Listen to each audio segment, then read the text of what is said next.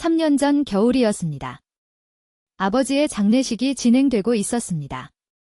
큰아버지가 돌아가신 지 이틀째 되던 날이었습니다. 장례식장에는 국화향이 진하게 퍼져 있었고 조문객들이 삼삼오오 모여 이야기를 나누고 있었습니다. 작은아버지 김재호 씨는 상주석 옆에 앉아 있었습니다. 그는 형님의 영정사진을 바라보고 있었습니다. 형님은 사진 속에서 환하게 웃고 있었습니다. 그 웃음이 작은아버지의 가슴을 후렸습니다. 형님은 평생을 성실하게 일한 사람이었습니다. 작은 건설회사를 운영하며 30년 동안 한눈 팔지 않고 일했습니다. 회사가 어려울 때도 있었고 직원들 월급을 주지 못해 잠을 설치던 시절도 있었습니다. 그래도 형님은 묵묵히 버텼습니다. 결국 회사는 안정을 찾았고 큰 돈을 벌었습니다. 작은아버지는 형님의 성공을 가까이서 지켜봤습니다. 형님이 번 돈이 얼마인지도 대충 알고 있었습니다. 50억은 될 것이라고 생각했습니다. 그런데 장례식장에서 이상한 소문이 돌기 시작했습니다. 형수님이 형님 재산을 다 빼돌렸다는 소문이었습니다. 처음에 작은아버지는 믿지 않았습니다. 형수님은 30년 동안 형님 곁을 지킨 사람이었습니다. 형님이 힘들 때 함께 고생한 사람이었습니다. 그런 형수님이 재산을 빼돌렸을 리가 없었습니다. 하지만 소문은 점점 구체적이 되어갔습니다. 형님이 돌아가시기 한 달 전에 통장에서 큰돈이 빠져나갔다는 이야기였습니다. 형수님이 형님 도장을 가지고 은행에 갔다는 이야기도 들렸습니다. 작은아버지는 불안해지기 시작했습니다. 조카들에게 물어보려고 했지만 조카들은 장례 준비로 정신이 없어 보였습니다. 형수님은 눈이 퉁퉁 부어 있었고 누군가와 눈을 마주치는 것조차 힘들어하는 것 같았습니다. 작은아버지는 참다 못해 형수님에게 직접 물었습니다. 형님 재산이 얼마나 되느냐고 물었습니다. 형수님은 대답하지 않았습니다. 고개를 숙이고 입술만 달싹였습니다. 작은아버지의 의심은 확신으로 바뀌었습니다. 저 여자가 형님 재산을 다 가져갔구나. 30년을 같이 살았어도 남남이구나. 형님이 죽자마자 돈을 챙겨서 도망가려는 거구나. 분노가 치밀어 올랐습니다. 작은아버지는 상주석에서 벌떡 일어났습니다. 형수님에게 다가가 멱살을 잡았습니다. 50억이 어디 있냐고 소리쳤습니다. 조문객들이 놀라서 쳐다봤습니다. 누군가가 말리려고 달려들었습니다. 하지만 작은아버지는 놓지 않았습니다. 형님이 평생 번 돈을 어디로 빼돌린 거냐고 다그쳤습니다. 형수님은 아무 말도 하지 못했습니다. 울음도 나오지 않는 것 같았습니다. 그냥 멍하니 서 있었습니다. 조카들이 달려와서 작은아버지를 밀어냈습니다. 작은아버지는 영정사진을 가리키며 외쳤습니다. 형님 영전에서 밝히라고. 돈이 어디 있는지 말하라고 소리쳤습니다. 장례식장은 아수라장이 되었습니다. 이런 이야기들이 힘이 되어 더 많은 분들께 전해지길 바랍니다. 구독과 좋아요가 큰 힘이 됩니다. 장례식이 끝난 후 작은아버지는 소송을 준비했습니다. 형님의 재산을 찾아야 한다는 일념뿐이었습니다. 변호사를 찾아가서 상담을 받았습니다. 형수님이 형님 재산을 빼돌린 것 같다고 말했습니다. 변호사는 증거가 있느냐고 물었습니다. 작은아버지는 증거는 없지만 확실하다고 말했습니다. 형님이 50억은 가지고 있었을 거라고 말했습니다. 변호사는 고개를 저었습니다. 증거 없이는 어렵다고 했습니다. 하지만 작은아버지는 포기하지 않았습니다. 직접 증거를 찾기로 했습니다. 형님의 통장 내역을 확인하려고 은행을 찾아갔습니다. 하지만 은행에서는 직계가족이 아니면 안 된다고 했습니다. 형님의 회사 직원들을 만나러 다녔습니다. 형님이 얼마를 벌었는지 물어보고 다녔습니다. 직원들은 대부분 입을 다물었습니다. 몇몇은 회사가 잘 됐을 때가 있었다고만 말했습니다. 작은아버지는 형수님을 상대로 민사소송을 걸었습니다. 유산 분배를 요구하는 소송이었습니다. 형수님은 재산이 없다고 주장했습니다. 형님이 돌아가시기 전에 빚을 갚느라 다 썼다고 했습니다. 작은아버지는 믿지 않았습니다. 거짓말이라고 생각했습니다. 소송은 1년이 넘게 계속됐습니다. 그 사이 가족들은 완전히 갈라섰습니다. 작은아버지는 조카들과도 연락을 끊었습니다. 조카들이 어머니 편을 들었기 때문입니다. 명절에도 만나지 않았습니다. 제사에도 가지 않았습니다. 형님의 제사를 지내면서도 형수님과는 한마디도 하지 않았습니다.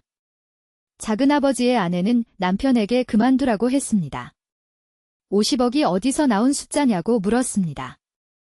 그냥 추측 아니냐고 했습니다. 작은아버지는 화를 냈습니다. 형님이 30년을 일했는데 50억 정도는 있어야 한다고 말했습니다. 아내는 한숨을 쉬었습니다. 돈 때문에 가족을 다 잃으면 무슨 소용이냐고 했습니다. 하지만 작은아버지는 멈출 수 없었습니다.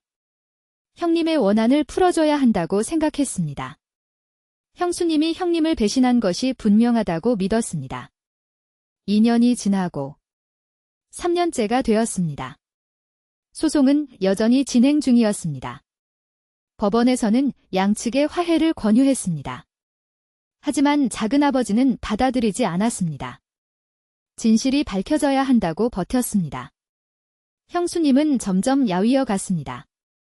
3년 전 장례식 때보다 10년은 더 늙어 보였습니다. 조카들도 지쳐 있었습니다. 어머니를 지키느라 모든 에너지를 쏟고 있었습니다. 큰조카는 작은아버지에게 전화를 걸어왔습니다. 제발 그만하자고 했습니다. 아버지가 남기신 게 뭔지 알려줄 테니 한 번만 만나달라고 했습니다. 작은아버지는 처음에는 거절했습니다. 또 거짓말을 하려는 거라고 생각했습니다.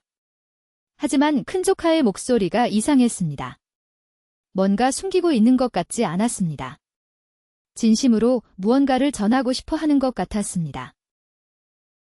작은아버지는 형수님 집을 찾아갔습니다. 3년 만에 처음이었습니다. 현관문 앞에 서자 가슴이 두근거렸습니다. 분노 때문이 아니었습니다. 뭔가 무서웠습니다. 문이 열렸습니다. 형수님이 서 있었습니다. 형수님은 정말 많이 늙어 있었습니다. 머리카락이 거의 다 하얗게 새어 있었습니다. 작은아버지를 보고도 아무 말이 없었습니다. 그냥 문을 열어 안으로 들어오라는 손짓만 했습니다. 거실에는 큰조카가 앉아 있었습니다. 테이블 위에 낡은 봉투 하나가 놓여 있었습니다. 큰조카가 작은아버지에게 앉으라고 했습니다. 그리고 봉투를 가리켰습니다. 아버지가 돌아가시기 전에 남기신 거라고 했습니다. 어머니한테 맡기셨는데 작은아버지한테 보여주지 말라고 하셨다고 했습니다. 하지만 이제는 보여드려야 할 것 같다고 했습니다. 작은아버지는 봉투를 집어들었습니다. 손이 떨렸습니다. 봉투 안에는 편지 한 장과 서류 몇 장이 들어 있었습니다. 편지부터 읽었습니다. 형님의 글씨체였습니다. 삐뚤빼뚤한 글씨가 눈에 들어왔습니다. 제호에게라고 시작하는 편지였습니다. 작은아버지는 한 글자 한 글자 읽어 내려갔습니다. 형님은 편지에서 모든 것을 고백했습니다. 회사는 이미 5년 전에 망했다고 했습니다. 대형 공사에서 사고가 났고 배상금을 물어야 했다고 했습니다. 그 배상금을 갚느라 가지고 있던 돈을 다 썼다고 했습니다. 그래도 모자라서 빚을 졌다고 했습니다. 형님은 그 사실을 아무에게도 말하지 않았다고 했습니다. 특히 동생에게는 절대 알리고 싶지 않았다고 했습니다. 형으로서의 자존심이었다고 했습니다.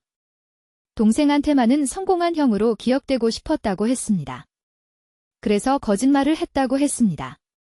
회사가 잘 되고 있는 척했다고 했습니다. 돈이 많은 척했다고 했습니다. 형수님에게 돈이 없다는 사실을 숨기라고 부탁했다고 했습니다. 자신이 죽고 나서도 동생에게는 말하지 말라고 했다고 했습니다. 편지는 이렇게 끝났습니다. 제호야. 형이 미안하다. 너한테 좋은 형이 되고 싶었는데 그러지 못했다. 마지막까지 거짓말을 하게 되어 미안하다. 형수는 아무 잘못이 없다. 모든 건 형의 잘못이다. 형을 용서해다오. 작은아버지는 편지를 읽고 나서 한동안 아무 말도 할 수 없었습니다. 손에 든 종이가 떨렸습니다. 머릿속이 하얘졌습니다. 형님이 빚을 졌다고요? 회사가 망했다고요? 그럴 리가 없었습니다. 형님은 늘 자신만만했습니다. 회사가 잘 된다고, 돈을 많이 벌었다고 말했습니다. 새 차를 사고, 좋은 식당에서 밥을 샀습니다. 그게 다 거짓말이었다는 겁니까? 큰 조카가 서류를 건네줬습니다. 회사의 재무제표였습니다. 5년 전부터 적자였다는 것이 기록되어 있었습니다. 은행 대출 내역도 있었습니다. 형님은 집을 담보로 대출을 받았다가 결국 집까지 잃을 뻔했습니다. 형수님이 친정에서 돈을 빌려와서 간신히 집을 지켰다고 했습니다. 작은아버지는 형수님을 쳐다봤습니다. 형수님은 고개를 숙이고 있었습니다. 눈물이 볼을 타고 흘러내리고 있었습니다. 왜 말씀 안 하셨어요? 작은아버지가 물었습니다. 형수님은 한참 만에 입을 열었습니다. 남편이 부탁했어요. 죽어도 동생한테는 말하지 말라고 했어요. 동생 앞에서만은 성공한 형으로 남고 싶다고 했어요. 나는 남편의 마지막 부탁을 지키고 싶었어요. 그래서 3년 동안 욕을 먹었어요. 도둑년 소리를 들었어요. 그래도 참았어요. 남편이 부탁한 거니까요. 작은아버지의 눈에서 눈물이 흘러내렸습니다. 3년 동안 형수님을 도둑으로 몰았습니다. 장례식장에서 멱살을 잡았습니다. 소송을 걸어서 괴롭혔습니다. 그 모든 것이 형님을 위한 것이라고 생각했습니다. 하지만 형님은 형수님에게 비밀을 지켜달라고 부탁했던 겁니다. 형수님은 남편의 부탁을 지키느라 3년 동안 누명을 쓰고 살았던 겁니다. 작은아버지는 무릎을 꿇었습니다. 형수님 앞에 엎드렸습니다. 잘못했습니다. 작은아버지가 말했습니다. 제가 잘못했습니다. 용서해주세요. 형수님은 아무 말도 하지 않았습니다. 그냥 울기만 했습니다. 3년 동안 참았던 눈물을 쏟아내는 것 같았습니다. 큰조카가 작은아버지를 일으켜 세웠습니다. 아버지가 왜 그러셨는지 이제 아시겠죠? 큰조카가 말했습니다. 아버지는 작은아버지를 정말 사랑하셨어요. 그래서 약한 모습을 보여주고 싶지 않으셨던 거예요. 형 입장에서는 그게 사랑이었던 거예요. 큰조카가 작은 상자 하나를 가져왔습니다. 아버지가 남기신 유품이라고 했습니다. 상자 안에는 낡은 손목시계와 지갑, 그리고 사진 몇 장이 들어 있었습니다. 손목시계는 작은아버지가 형님 40대 생신 때 선물한 것이었습니다. 그때 작은아버지는 사업이 어려웠습니다. 그래도 형님 생신이라 무리해서 시계를 샀습니다. 형님은 그 시계를 20년 동안 차고 다녔습니다. 줄이 닳아서 바꿔야 했는데도 원래 줄 그대로 고쳐가며 찼습니다. 지갑 안에는 사진이 한 장 들어 있었습니다. 형제가 어렸을 때 찍은 사진이었습니다. 국민학교 운동회 때 사진인 것 같았습니다. 형님이 작은아버지를 업고 있는 사진이었습니다. 사진 뒷면에 형님의 글씨가 있었습니다. 우리 막내. 형이 지켜줄게. 작은아버지의 눈에서 또 눈물이 쏟아졌습니다. 형님은 평생 동생을 지켜주려고 했던 겁니다. 어렸을 때부터 그랬습니다. 부모님이 일찍 돌아가시고 형님이 작은아버지를 키웠습니다. 학비도 대주고 밥도 챙겨줬습니다. 작은아버지가 사업을 시작할 때도 형님이 도와줬습니다. 그게 형님의 방식이었습니다. 형은 동생을 지켜주는 사람이어야 한다고 생각했던 겁니다. 그래서 회사가 망해도 말하지 못했습니다. 빚에 쪼들려도 티를 내지 않았습니다. 동생 앞에서는 여전히 듬직한 형으로 남고 싶었던 겁니다. 50억은 처음부터 없었습니다. 작은아버지가 혼자 상상한 숫자였습니다. 형님이 성공했을 거라는 믿음이 만들어낸 환상이었습니다. 형님은 50억은커녕 빚만 남기고 돌아가셨습니다. 하지만 형님이 진짜 남긴 것은 따로 있었습니다. 30년 동안 함께한 아내에게는 비밀을 지켜달라는 부탁을 남겼습니다. 자식들에게는 어렵게 지킨 집 한 채를 남겼습니다. 그리고 동생에게는 평생 지켜주고 싶었던 그 마음을 남겼습니다. 작은아버지는 상자를 가슴에 안았습니다. 형님의 온기가 느껴지는 것 같았습니다. 미안해요. 형님. 작은아버지가 중얼거렸습니다. 제가 몰라봤어요. 형님의 마음을 몰라봤어요. 돈만 생각하고 형님이 진짜 남기신 걸 보지 못했어요.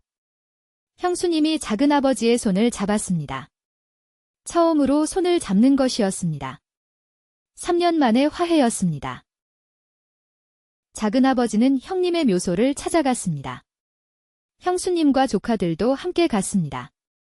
가을이었습니다. 산에는 단풍이 물들어 있었습니다. 형님의 묘석 앞에 작은아버지가 무릎을 꿇었습니다.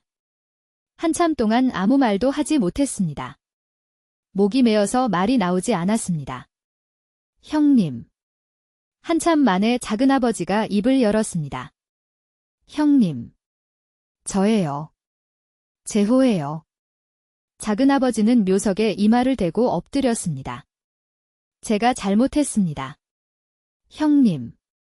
3년 동안 형수님을 괴롭혔습니다. 형님이 평생 사랑한 사람을 제가 도둑으로 몰았습니다. 형님이 지키고 싶었던 비밀을 제가 캐내려고 했습니다. 형님의 자존심을 제가 짓밟으려고 했습니다. 정말 죄송합니다. 눈물이 멈추지 않았습니다. 작은아버지는 1시간 넘게 묘석 앞에서 울었습니다. 형수님과 조카들도 함께 울었습니다. 가을바람이 불어왔습니다. 낙엽이 묘석 위로 떨어졌습니다. 마치 형님이 괜찮다고, 다 용서한다고 말하는 것 같았습니다. 작은아버지는 천천히 일어났습니다. 영정사진을 바라봤습니다. 형님은 여전히 환하게 웃고 있었습니다. 그 웃음이 이제는 다르게 보였습니다. 형님은 힘들어도 웃었습니다. 비대 쪼들려도 웃었습니다. 동생 앞에서는 늘 웃는 형으로 남고 싶었으니까요. 그게 형님의 사랑이었습니다. 작은아버지는 영정사진에 대고 말했습니다. 형님. 이제 알겠어요. 형님이 뭘 남기셨는지 이제 알겠어요. 돈은 없어도 괜찮아요. 형님이 남긴 사랑은 50억보다 더 값진 거예요. 저도 그렇게 살게요. 형님처럼 가족을 지키면서 살게요. 형수님이 작은아버지 옆에 섰습니다. 손에 국화꽃 한 송이를 들고 있었습니다. 묘석 앞에 꽃을 놓았습니다. 여보. 제호가 왔어요. 형수님이 말했습니다. 우리 이제 화해했어요. 당신이 부탁한 대로 비밀도 지켰어요. 이제 편히 쉬세요. 바람이 다시 불었습니다. 국화꽃이 살짝 흔들렸습니다. 형님이 대답하는 것 같았습니다. 고맙다고. 사랑한다고. 한 달 후 추석이 찾아왔습니다. 작은아버지는 형수님 집에서 명절을 보내기로 했습니다. 3년 만에 처음 함께 보내는 명절이었습니다. 작은아버지의 아내가 음식을 준비해왔습니다. 형수님과 함께 부엌에서 요리를 했습니다. 오랜만에 들리는 웃음소리였습니다. 조카들도 아이들을 데리고 왔습니다. 아이들은 처음 보는 작은할아버지가 낯설었는지 숨어 있었습니다. 하지만 금방 친해졌습니다. 작은아버지가 아이들에게 용돈을 주었습니다. 아이들이 좋아하며 방방 뛰었습니다. 저녁 식사 시간이 됐습니다. 모두 식탁에 둘러앉았습니다. 형님의 자리는 비어 있었지만 영정사진이 놓여 있었습니다. 형님도 함께 하는 것 같았습니다. 작은아버지가 잔을 들었습니다. 형님한테 한 잔 올리겠습니다. 작은아버지가 말했습니다. 형님. 고마웠어요. 평생 저를 지켜주셔서 고마웠어요. 저도 이제 형님의 가족을 지키겠습니다. 형님이 그랬던 것처럼 저도 가족을 사랑하며 살겠습니다. 작은아버지는 잔에 담긴 술을 영정사진 앞에 부었습니다. 형수님이 눈물을 닦았습니다. 큰조카가 작은아버지 어깨를 두드렸습니다. 가족들이 따뜻하게 웃었습니다. 식사가 끝나고 거실에서 이야기꽃이 피었습니다. 3년 동안 하지 못했던 이야기들이 쏟아져 나왔습니다. 형님에 대한 추억을 나눴습니다. 웃기도 하고 울기도 했습니다. 밤이 깊어갔습니다. 아이들은 이미 잠들었습니다. 어른들만 남아 조용히 대화를 나눴습니다. 작은아버지가 창밖을 바라봤습니다. 보름달이 환하게 떠 있었습니다. 형님이 웃고 있는 것 같았습니다. 50억은 없었습니다. 하지만 가족은 다시 찾았습니다. 형님이 진짜 남긴 유산은 바로 이것이었습니다. 서로를 사랑하고 지켜주는 가족. 그 어떤 돈보다 값진 것이었습니다. 작은아버지는 형수님의 손을 잡았습니다. 앞으로 잘 지내요. 형수님. 작은아버지가 말했습니다. 제가 형님 대신 가족을 지키겠습니다. 형수님이 고개를 끄덕였습니다. 눈가에 눈물이 맺혀 있었지만 입가에는 미소가 번졌습니다. 형님의 마지막 소원이 이루어지는 순간이었습니다. 가족이 다시 하나가 되는 순간이었습니다. 당신의 가족도 그렇게 소중합니다. 오해가 있다면 풀고, 미움이 있다면 내려놓으세요. 진짜 유산은 돈이 아니라 사랑입니다. 지금 가족에게 전화 한 통 해보시는 건 어떨까요?